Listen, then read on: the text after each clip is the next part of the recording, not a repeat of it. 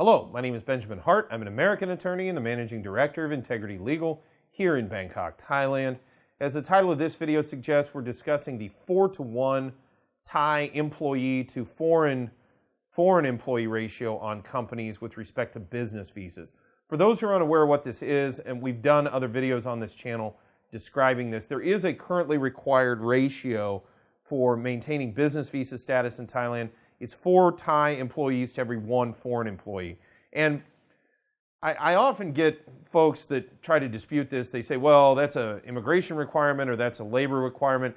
As a practical matter, it pertains to either or both, however you want to look at it, because to have a work permit, you need a business visa, and to have a business visa, you need to have a work permit in the standard context of maintaining business status here in Thailand.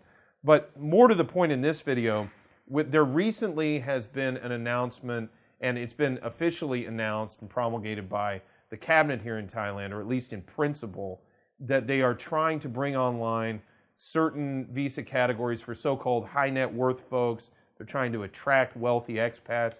And I thought it was interesting, a recent article from Thai PBS World, that's thaipbsworld.com.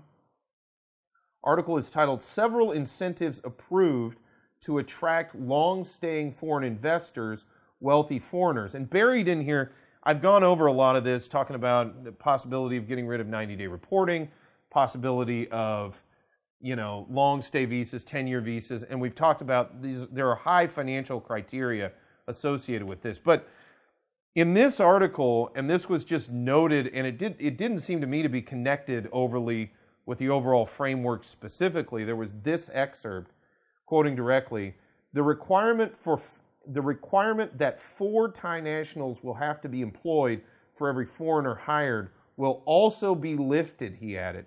My question is that across the board, as that would have tremendous ramifications for folks looking to have a business visa and work permit here in Thailand?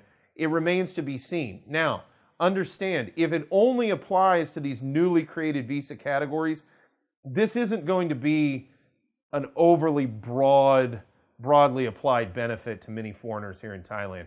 As we've described in other videos, the financial criteria for these visas is high. There's a lot of hoops to jump through with respect to eligibility. Now, if deemed eligible and if it's applied, there are fewer hoops to jump through.